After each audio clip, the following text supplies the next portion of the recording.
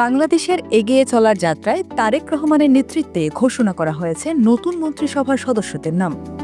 নবগঠিত মন্ত্রিপরিষদের সংস্কৃতি মন্ত্রণালয়ের দায়িত্ব পেয়েছেন মাগুরা ২ আসনের নবনির্বাচিত সংসদ সদস্য নিতাই রায়চৌধুরী। তার মন্ত্রী হওয়ার সংবাদে নির্বাচনী এলাকায় বয়ে যাচ্ছে আনন্দের জোয়ার। আর হবেই বা না কেন, প্রায় ৩৫ বছর পর মোহাম্মদপুর উপজেলার মানুষেরা মন্ত্রী হিসেবে পেলেন নিজেদের কাউকে। ২০২৬ সালের ১২ ফেব্রুয়ারি অনুষ্ঠিত ত্রয়োদশ জাতীয় সংসদ নির্বাচনে বাংলাদেশ জাতীয়তাবাদী দলের প্রার্থী হিসেবে বিজয়ী হন তিনি।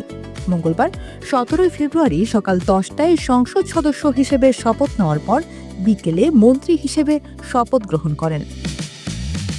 মাগুরার শালিখা ও মোহাম্মদপুর উপজেলা এবং সদর উপজেলার ৪টি ইউনিয়ন নিয়ে গঠিত মাগুরা ২ আসনে প্রতিদ্বন্দ্বিতা করে জয়লাভ করেন তিনি।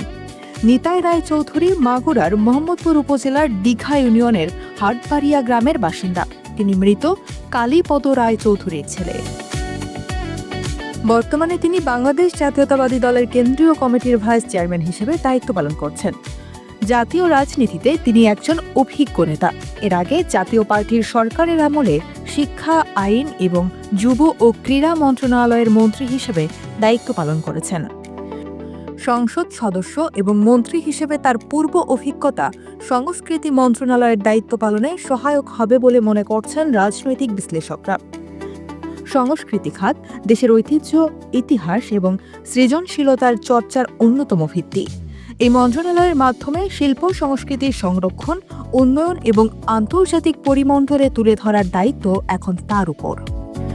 নবগঠিত মন্ত্রিসভায় নিতাই রায়চৌধুরীর অন্তর্ভুক্তি অভিজ্ঞতা ও রাজনৈতিক প্রজ্ঞার একটি প্রতিফলন হিসেবে দেখা হচ্ছে। তার নেতৃত্বে সংস্কৃতি মন্ত্রণালয় নতুন পরিকল্পনা ও উদ্যোগ নিয়ে এগিয়ে যাবে, এমনটাই প্রত্যাশা সংশ্লিষ্টদের। মাগুরার মোহাম্মদপুর থেকে জাতীয় মন্ত্রিসভা দীর্ঘ রাজনৈতিক পথ চলার পর এখন সংস্কৃতির দায়িত্বে নিতাই রায়চৌধুরী। দেশের সাংস্কৃতিক অঙ্গনে তার নেতৃত্ব কি নতুন দিগন্ত উন্মোচন করে, সেদিকেই এখন সবার নজর।